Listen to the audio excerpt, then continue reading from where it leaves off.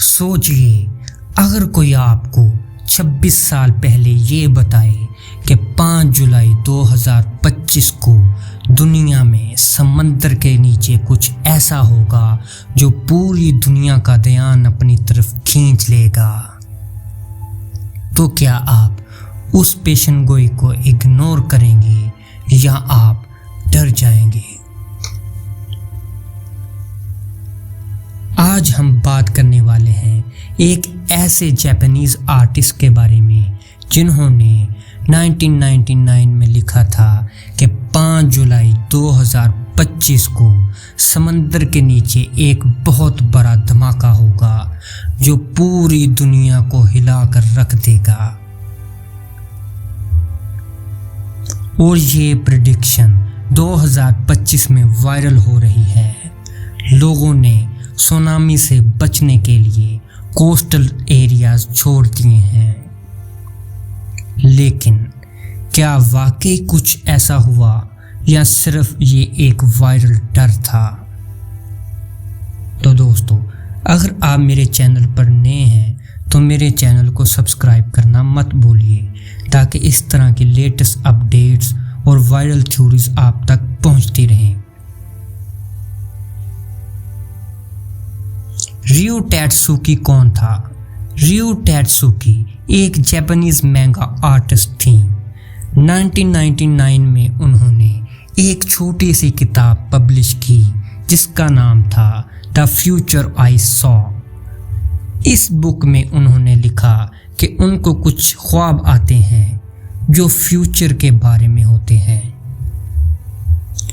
उन ख्वाबों में उन्होंने कुछ ऐसे इवेंट्स देखे जो बाद में बिल्कुल सच निकले, जैसे 1995 का कोब एर्थक्वेक, 2011 का फुकुशिमा डिजास्टर और पॉलिटिकल चेंजेस भी।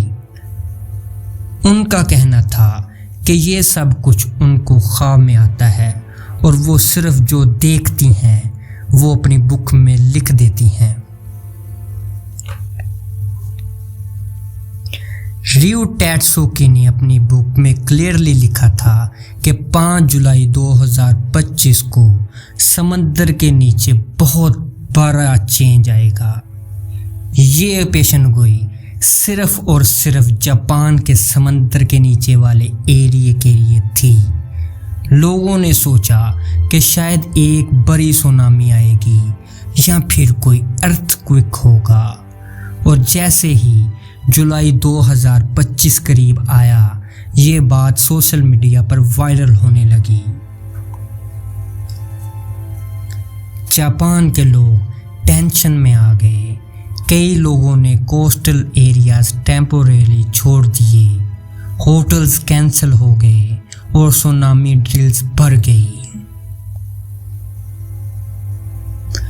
जब 5 जुलाई आई, सब लोग एंजाइटी वेट कर रहे थे।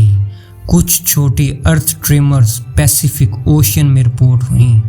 जापान के कुछ कोस्टल एरियाज में सुनामी अलर्ट्स दिए गए प्रिकॉशन के तौर पर, लेकिन कोई बड़ी तबाही या मेजर सुनामी नहीं आई। तो लोगों ने कहा रियो की ये पेशन गोई गलत थी, मगर कुछ लोग कहते हैं शायद डिजास्टर होने वाला था लेकिन किसी वजह से रोक लिया गया, या फिर ये एक वार्निंग थी आने वाले वक्त के लिए।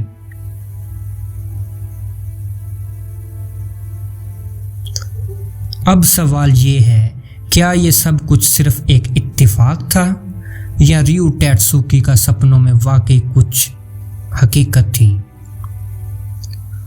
उन्होंने जो पहले बताया वो भी सच साबित हुआ था, तो क्या 5 जुलाई वाली प्रेडिक्शन सिर्फ लेट होने वाली है या ये एक सिंबॉलिक वार्निंग थी लोगों को नेचर के बारे में एहसास दिलाने के लिए?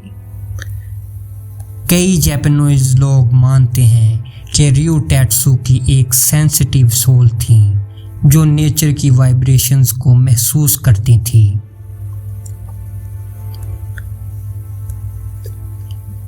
जापान वैसे भी दुनिया का सबसे ज़्यादा अर्थक्वेक जोन कंट्रीज में आता है। वहाँ टेक्टोनिक प्लेट्स के नीचे ज़्यादा मूवमेंट होती है। 2011 में जो फुकुशिमा सुनामी आई थी उसने जापान को हिला कर रख दिया था। तब भी किसी को पहले से कोई आइडिया नहीं था। तो लोगों का कहना है अगर रियो ने किसी और दिन के लिए वार्निंग दी होती तो शायद हम उसे ज़्यादा सीरियस लेते, क्योंकि जापान में सुनामी और अर्थक्वेक्स आम बात हैं, लेकिन हर बार तबाही का लेवल अलग होता है। रियो टैट्सुकी की पेशन गोई के बाद एक नया सवाल खड़ा होता है, क्या कुछ लोग फ्यूचर महसूस कर सकते हैं या सिर्फ हम वायरल कंटेंट में मानी ढूंढते हैं? साइंस के मुताबिक फ्यूचर को प्रिडिक्ट करना इम्पॉसिबल है, मगर साइकोलॉजी के मुताबिक इंट्यूशंस या सबकॉन्शियस माइंड कई बार हमें वार्निंग देता है। शायद रियो एक ऐसी आर्टिस्ट थी जिसका दिमाग अनयूजुअली सेंसिटिव था, जिसने फ्यूचर के कुछ पैटर्न्स पहले से महसूस कर लिए थे। 5 जुलाई 2025 को कोई मेजर सुनामी नहीं आई, मगर रियो टैट्सुकी की वार्निंग ने एक काम जरूर किया, लोगों को जगाया। लोगों ने नेचर की पावर को सीरियसली लेना शुरू किया। डिजास्टर ड्रिल्स बढ़ गई, अवेयरनेस कैंपेन्स चलाई गई। आज भी अगर आप जापान के किसी न्यूज़ चैनल या आउटलेट फॉर्म को देखें तो लोग रियो टैट्सुकी की बात को याद रखते हैं।